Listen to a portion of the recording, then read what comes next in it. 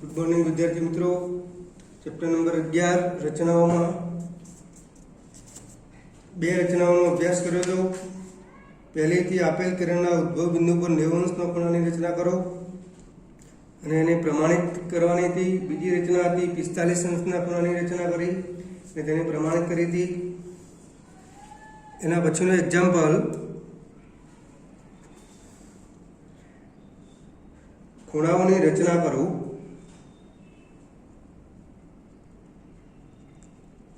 ખૂણાઓની રચના કરો, ફક્ત રચના દોરવાની છે, આકૃતિ અને એના મુદ્દા લખવાના છે, પ્રમાણિત કરવાની નથી। એમાં નંબર 1 30 અંશ, 30 અંશના ખૂણાની રચના કરવાની છે। તો વિદ્યાર્થી મિત્રો સૌથી પહેલા એની આકૃતિ દોરીએ। સૌપ્રથમ આપણે કિરણ દોરીએ।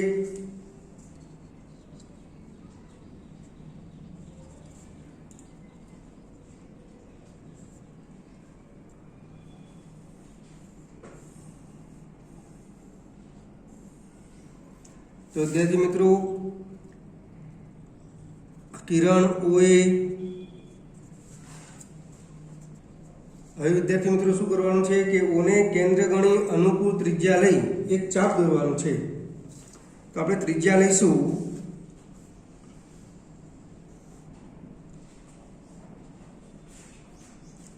4 સેન્ટીમીટર જેટલી ત્રિજ્યા લઈને એક ચાપ દોરીએ। ઓને કેન્દ્ર લઈ અનુકૂળ ત્રિજ્યા લઈ એક ચાપ દોરીએ એટલે તમને એક અર્ધવર્તુળ મળશે।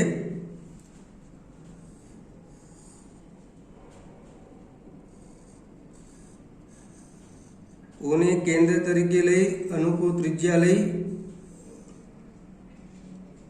આપણે એક ચાપ દોર્યો। આ જે ચાપ છે એ કિરણ OA ને બી બિંદુમાં છેદે છે એટલે આ O છે, આ A છે, આ બિંદુ આપીએ નામ B। હવે શું કરવાનું છે કે B ને કેન્દ્ર ગણી એટલી ત્રિજ્યા લઈ એટલે ત્રિજ્યા તમારી ફરીથી એની એ જ લેવાની છે, B ને કેન્દ્ર તરીકે લેવાનું છે અને એક ચાપ દોરવાનું છે। એટલે ત્રિજ્યા એની એ જ છે, B ને કેન્દ્ર તરીકે લઈ અને એક આ બીજો એક ચાપ દોરું છું। કેન્દ્ર તરીકે બિંદુ B લીધું છે। આ જે ચાપ છે એક બિંદુ ના આપી દો C માં છેદે છે। હવે વિદ્યાર્થી મિત્રો તમારે શું કરવાનું છે, આ જે કિરણ છે આ OC કિરણ દોરવાનું છે। તો કિરણ OC દોરો।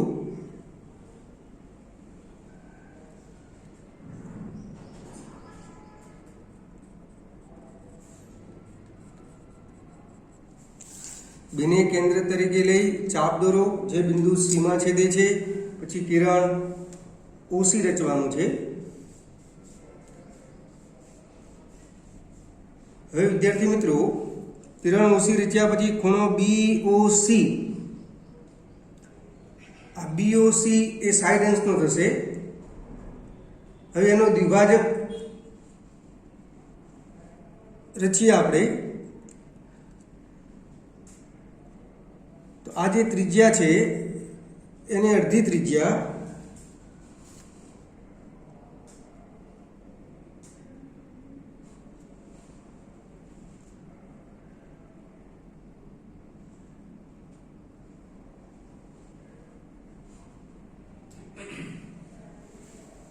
આ અનુકૂળ ત્રિજ્યા લઈ અહીંયા એક આપણે ચાપ મારીએ।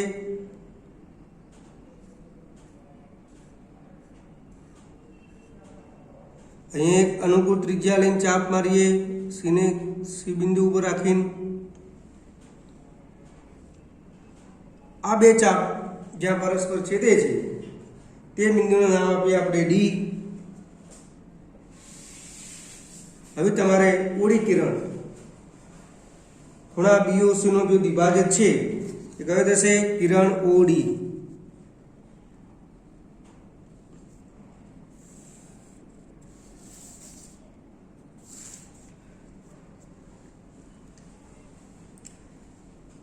તો આ જે તમારો ખૂણો થશે એ 30 અંશનો થશે। 30 અંશ। ચલો રચનાના મુદ્દા લખીએ ફરીથી।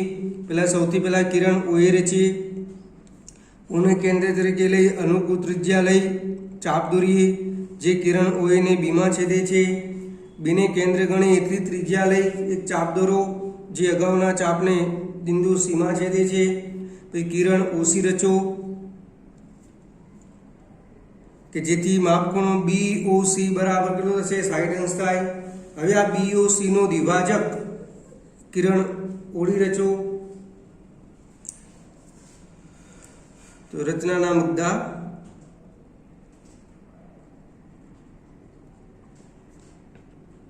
પહેલો મુદ્દો, સૌપ્રથમ કિરણ ઓએ દોરો।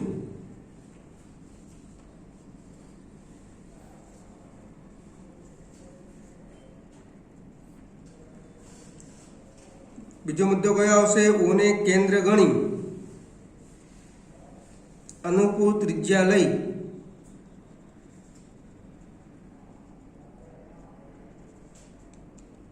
એક ચાપ દોરો જે કિરણ ઓએ ને બિંદુ બીમાં છેદે છે, જે આકૃતિમાં દર્શાવેલું છે। એના પછીનો મુદ્દો કયો આવશે કે બીને કેન્દ્ર ગણી એટલી ત્રિજ્યા લઈ, એટલે અગાઉ જે ત્રિજ્યા લીધી હતી એટલી ત્રિજ્યા લઈ ચાપ દોરો જે અગાઉના ચાપને બિંદુ સીમાં છેદે છે। જે ચાપ મારેલો છે એને બિંદુ સીમાં છેદે છે। એના પછી શું કરીએ? કિરણ ઓસી રચો કે જેથી ખૂણો BOC બરાબર 60 અંશ। એના પછીનો મુદ્દો, ખૂણા BOC નો દ્વિભાજક, એટલે ખૂણાના બે સરખા ભાગ કરશે। ખૂણા BOC નો દ્વિભાજક કિરણ ઓડી રચો, એટલે કે માપ ખૂણો BOD બરાબર 1/2 ગુણાકારમાં ખૂણો BOC, એટલે 1/2 ગુણાકારમાં 60 અંશ બરાબર જવાબ કેટલો આવશે? 60 ભાગ્યા 2 એટલે 30 અંશ। તો આમ ખૂણો BOD બરાબર 30 અંશ જે માગેલ ખૂણો છે। તમારે 30 અંશના ખૂણાની રચના કરવાની હતી।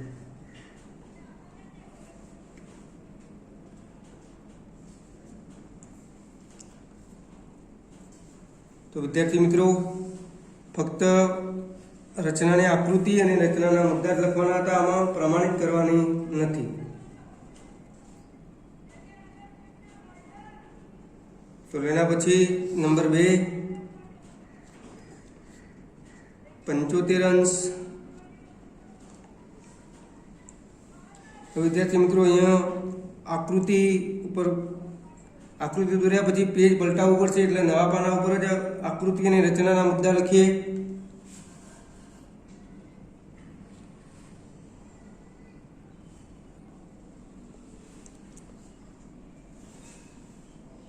તો વિદ્યાર્થી મિત્રો, 75 અંશની રચના જોઈએ। અહીંયા સૌથી પહેલા કિરણ આપણે ઓએ રચીએ।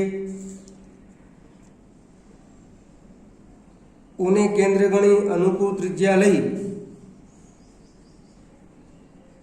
એક ચાપ દોરો જે કિરણ ઓએ ને કયા બિંદુમાં છેદે છે?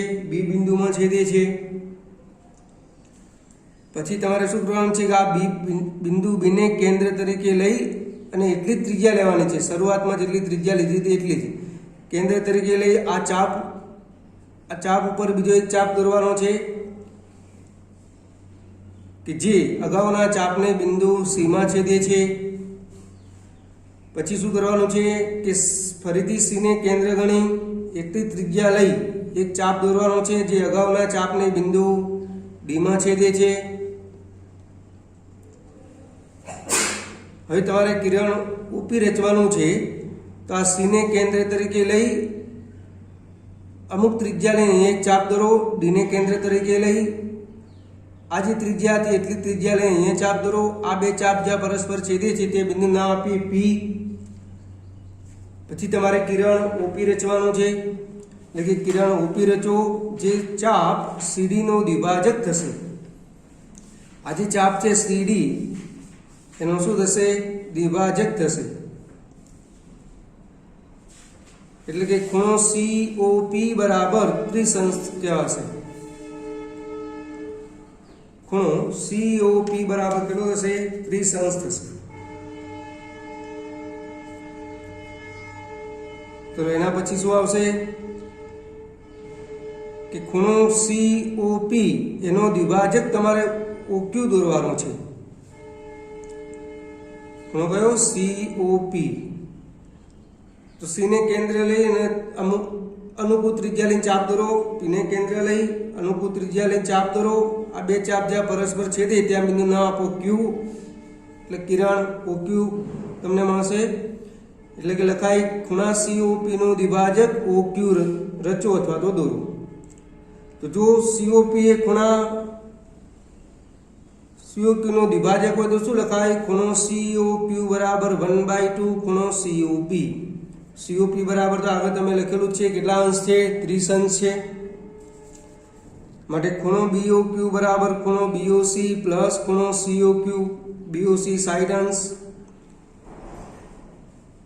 પ્લસ 15 અંશ, એટલે 60 ને 15 કેટલા થશે? ટોટલ સરવાળો 75 અંશ થશે. આમ ખૂણો AOQ બરાબર 75 અંશ મળશે તમને. તો વિદ્યાર્થી મિત્રો, આ 75 અંશના રચના કરી એના મુદ્દા લખ્યા છે. એના પછી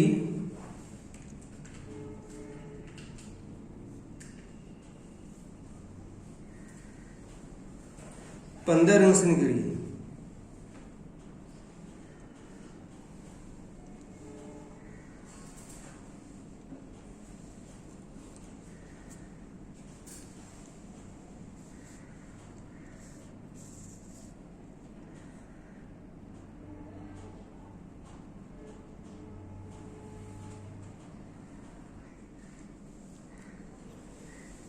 તો એના પછી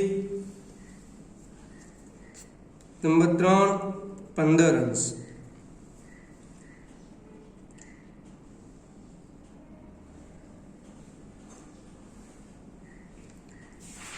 વિદ્યાર્થી મિત્રો, 15 અંશની રચના કરીએ એના પહેલા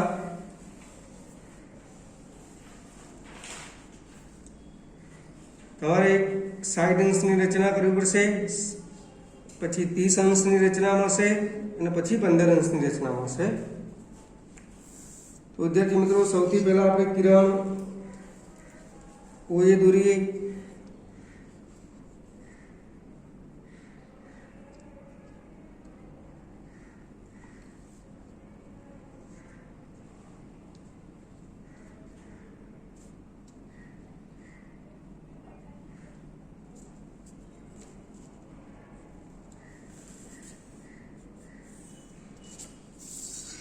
કિરણ OA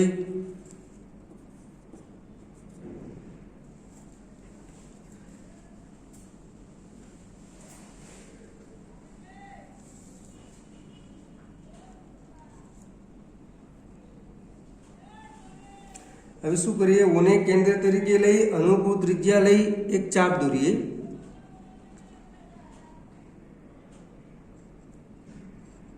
ઓને કેન્દ્ર તરીકે લઈ અથવા ઓને કેન્દ્ર ગણી અનુકૂળ ત્રિજ્યા લઈ એક ચાપ દોરીએ.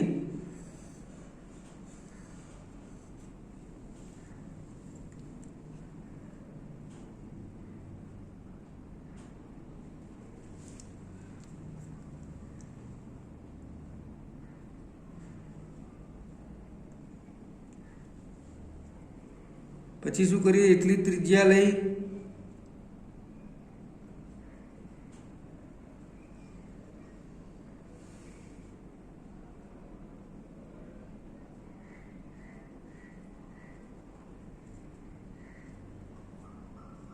અને ચાપ દોરીએ બીજો.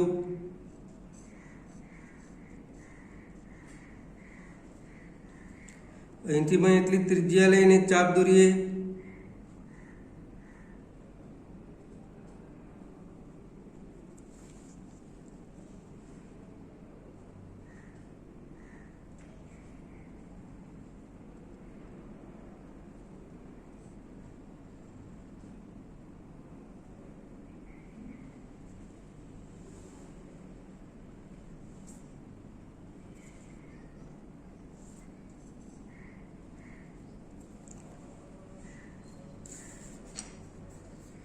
સૌ પ્રથમ આ ચાપ દોર્યા પછી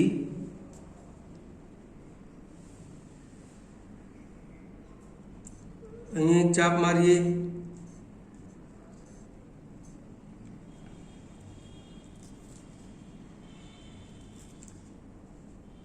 અહીંયા પણ એક ચાપ મારીએ.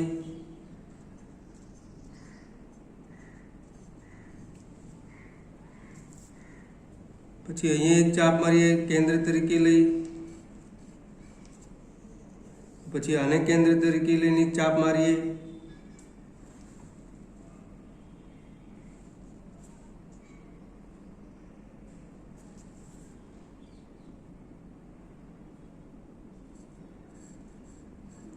આ બધા ચાપને આપણે જોડીએ.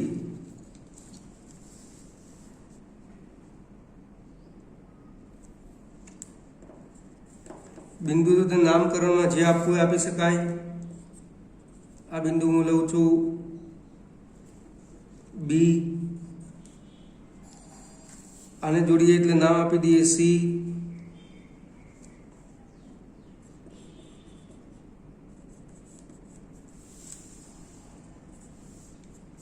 આને જોડીએ નામ આપીએ ડી.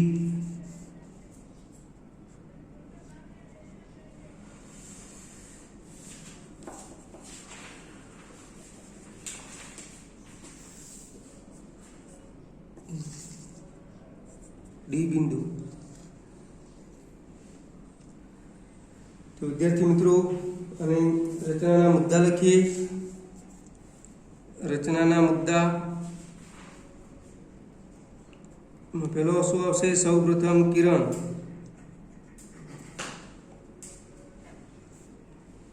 એ દોરો.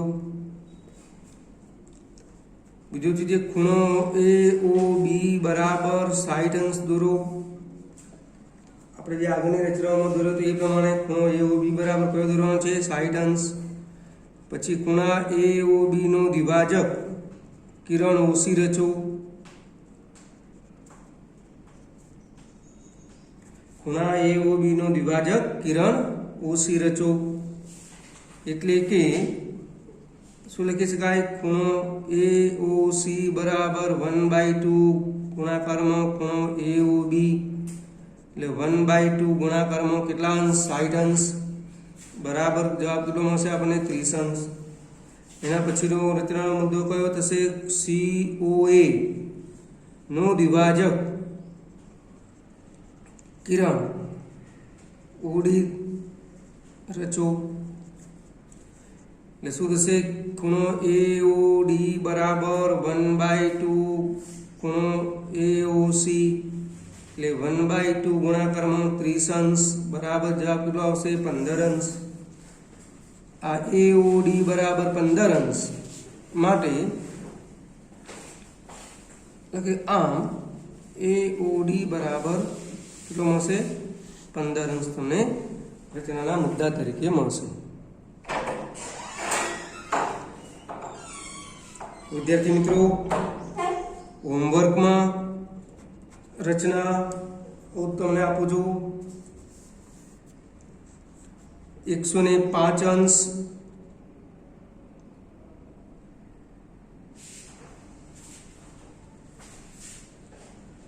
105 અંશ ખૂણો રચો તથા રચનાના મુદ્દા લખો.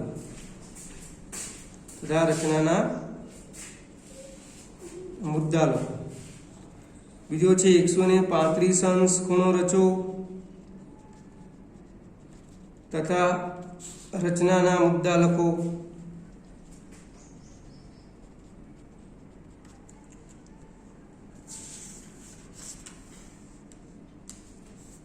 તો વિદ્યાર્થી મિત્રો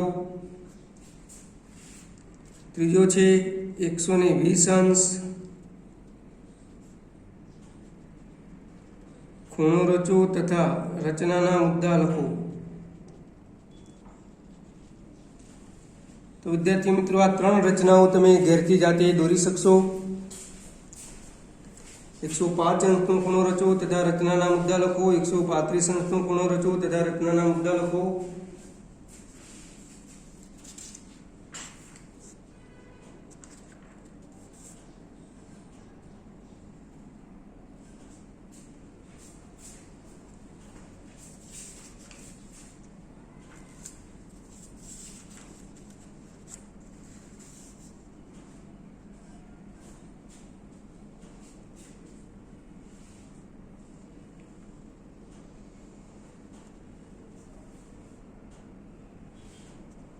વિદ્યાર્થી મિત્રો રચનાઓ દોરતી વખતે ખાસ કઈ કઈ બાબતો ધ્યાનમાં રાખવા જેવી છે? તો રચના તમે જે દોરો છો એ રચનાના જે રચના દોરી છે તે ક્રમમાં એના મુદ્દા લખવા જોઈએ. પછી રચનામાં આવેલ કિરણ છે, રેખા છે, ચાપ છે, એનો છેદ છે, છેદ બિંદુ છે, એ વગેરે તમારે ફરજિયાત દર્શાવવાના છે. આ બાબત ખાસ યાદ રાખજો.